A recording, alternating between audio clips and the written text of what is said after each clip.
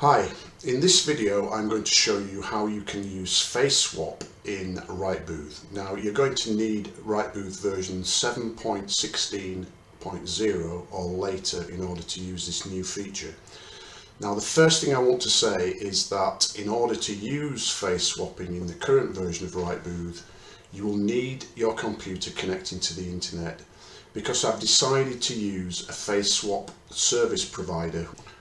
So the first thing to do is to show you the face swap API service provider. Let me go to their website.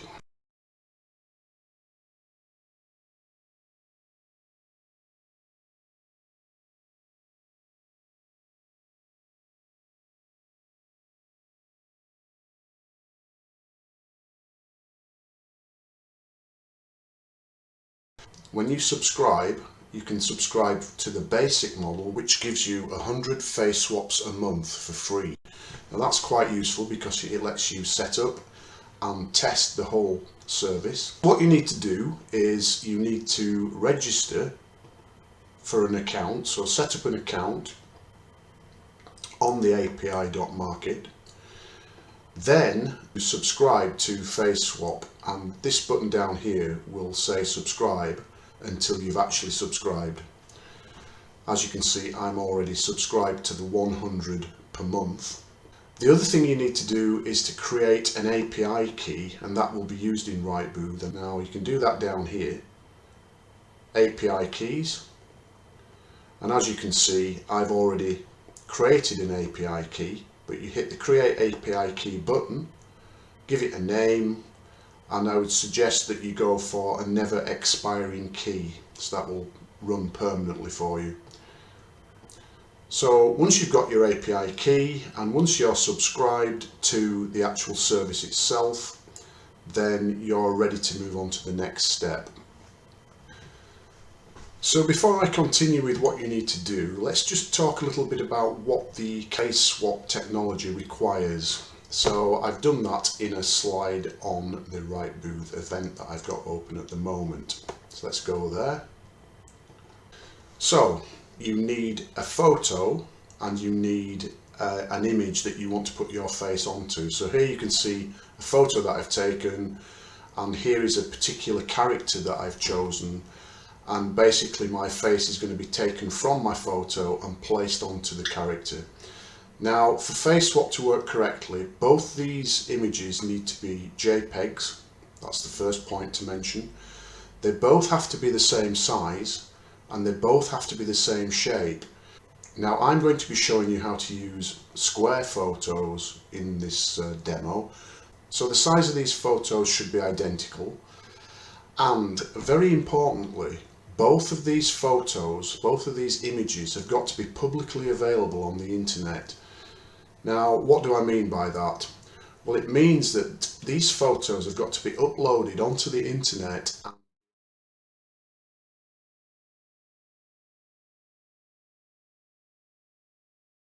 So let's just have a quick look at the workflow. So the way it's going to work in RightBooth is that RightBooth takes a photo. Then the user is asked to choose a character, and I'll show you how to do that later. So these are just images of one person, and it's important that when you take a photo you only have one person in it as well, so it will do one photo face swap at a time. So once the photo has been taken and the character has been chosen, RightBooth will then upload the photo to the internet. Once the photo has been uploaded to the internet, RightBooth will call the face swap service to perform the swap. Now that can take a few seconds to happen, and RightBooth waits for that process to happen, and then finally RightBooth will download the resulting image back onto the computer. The next thing you need to do is to get yourself some face swap images. Now after you've installed RightBooth version 7.16.0, there are some example images that are installed into the RightBooth media library. So let's take a look at those. You will find them in this folder here, RightBooth 7 library, images, characters. And there are 16 characters that I've created for you, which you are free to use. Now these images might not be enough for you, probably won't be. So you may want to create your own. Well, if you want to create your own, there are plenty of AI image generators out there. And I used Microsoft's free AI image generator, which you can find at this address. So we're at create.microsoft.com/en-us/features/AI image generator. Now, all of the images I've got here were created using this free generator. So what you need to do is to sign up for an account, and then you can start using this to create your own images. So let me just show you how this works. Click in here. So you can type in any description you want in order to create a new image. You can choose from different sizes. I'm going to stick with the square one, but you could go for portrait images or landscape images. So I'll stick with the square. So let's enter a description. Now, rather than typing, I've actually pre-typed one here, which is this. Let's paste it into here. So it's a photo of a tennis player holding the Wimbledon trophy facing the camera. Let's see what it comes up with.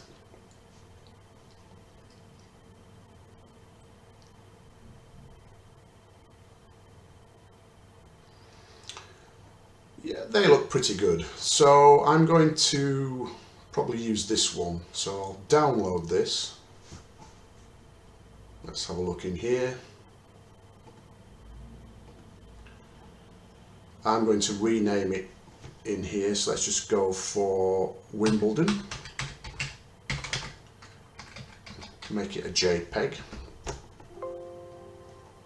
So if I right click on this and cut it out of the downloads folder, I'm going to add it into my library of images here. So this is the set of images that I got from the Rightmove installation. I'm going to put this one in as well. Let's paste it in. So we have another one here. Now, the thing about all these images is they are 720 by 720, each one of them. And it's probably a good idea to get into the habit of making your images no bigger than 1000 by 1000. And the reason for that is because it will take less time for the face swap service to perform the swapping. You don't want very, very large files, that's what I'm saying. This one is 1024 by 1024, so I'm going to reduce that down to 720 by 720 so that it matches all the others. I'm going to do that in the GIMP, so let's just quickly drop this into the GIMP.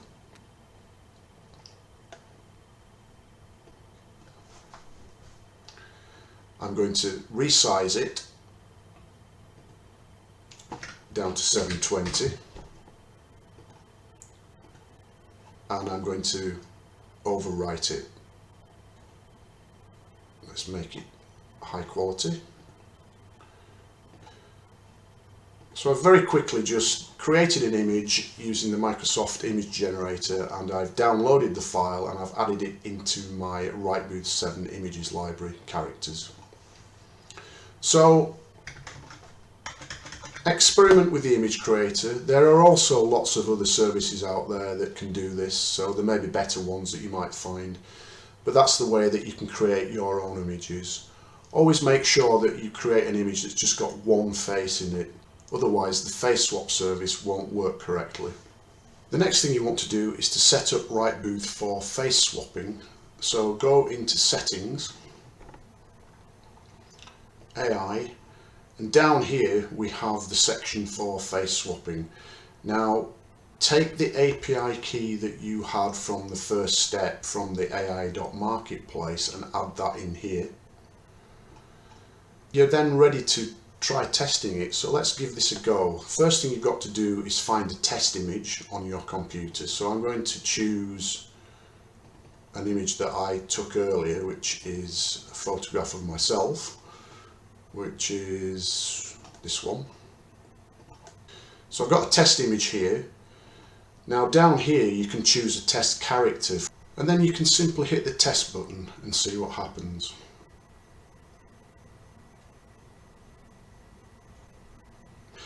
And as you can see, Rightbooth has sent the photo up onto the internet. Then both the photo and the Wimbledon.jpg have been used to do the face swap, and then Rightbooth will automatically download the resulting image. Now the other thing you need to make sure is that the camera feed in Rightbooth is the same size and shape as the character images. Now I know that my character images are 720 pixels by 720, so they're square. So you've got to set up your camera to deliver that size. So let's go into settings. Now I'm using a webcam. So if I look on the webcam video section, you can see that I'm using a Logitech C270, and I've got the video size set to 1280 by 720 pixels. Now for the video feed, you can see that it is landscape. So that's not the same size or shape as the character images. So what I need to do is to apply a crop to the camera feed. You can do that here, crop videos. And as you can see, I've already set up the width and the height for cropping at 720 by 720. And you can now see that the feed is square and it's the same size as the character images. So that's a good fit, it matches exactly. You've also got to make sure that you do that in the webcam photo section. So again, I've gone for 1280 by 720 as a camera feed, but I'm cropping it to 720 by 720. Now, if you're not using a webcam, if you're using a DSLR camera, for example, you have to do the same there. So in DSLR, you can apply a crop to the incoming camera photos. Again, you could turn this on and set this to be 720 by 720. So that completes all the one-time setup steps. Once you've done all that, you can then start creating events and playing events for face swapping. So let's have a look at a typical event that you might create. And I've got one loaded here, so let's have a look at it. In the designer, it is just a photo capture event. I've got it set up to capture one photo. Go into the event structure on the section Photo AI, and you can see this new section at the top here, which is face swapping. You can have no, which means it won't do any face swapping. You can have yes automatically, so that the face swap will happen without the user having to make a choice of character. I'm going to go for ask the user. This one allows you to put a set of images on the screen that lets the user choose from one. You pick the image list and you choose the images that you want to show the user for selection. Now these are all coming from the media library, so I've got them all here. The one that's missing in this list is the Wimbledon one. Let's just go down here, we should find Wimbledon, and here we go. So I'm going to take one of the other ones out. I'll take the baseball one out, remove that one. So let's go and have a look at the editor. When you choose to add the face swap screen, you will get this screen here, and as you can see, I've now got the Wimbledon character in here. If I double click this grid, again we can choose to remove some. Let's take the first 4 out.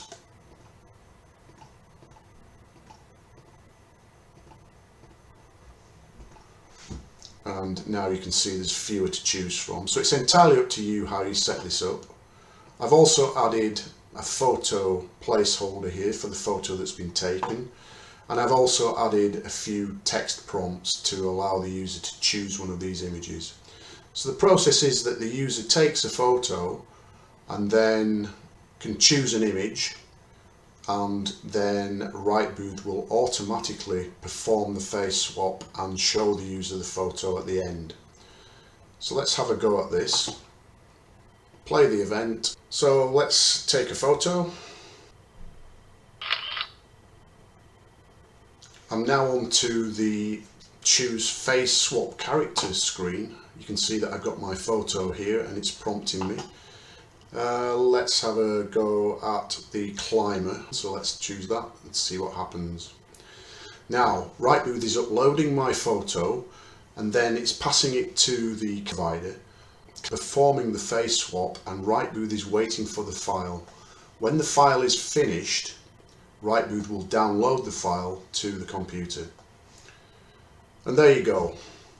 So there's my chosen image, and there's the photo that's been created by the service, and Rightmove has downloaded it and is showing it to the user.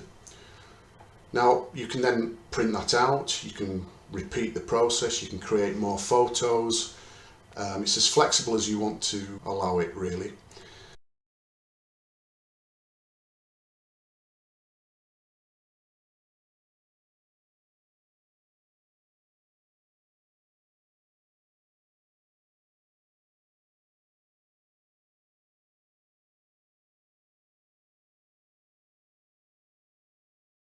Let's have a quick look at this screen in the editor to show how I've got the before and after photos showing. Actually, let's just escape out here and I'll just show you what it's created in the output folder. There's quite a few examples here of things I've tried before. So that's the one that I've just done, but there's been other examples. Also notice that it's possible to combine the face swap service with the background removal service. So I can put myself on a beach as Superman, or I can be on a street as Superman, and so on. So it's quite flexible really here. Let's have a quick look at that screen in the editor. The show photo screen. I've got two objects here. This one is the actual latest photo. So this is the one that shows the face swap photo. This one is the face swap image. So it's a new option in the content for an image item, and it is this here, face swap image. In other words, this will show the user the chosen image that they chose on the face swap AI screen. So that gives you the ability to see the before and after on the show photo screen. So that's it in terms of editing the Rightmove event. So I hope you've followed all this. If you've any questions, please ask on the forum or send me an email and I'll try my best to answer them. But I hope you can see that it's a fairly flexible package in terms of face swapping.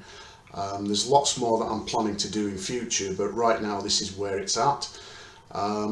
Let me know what you think, and thanks for watching.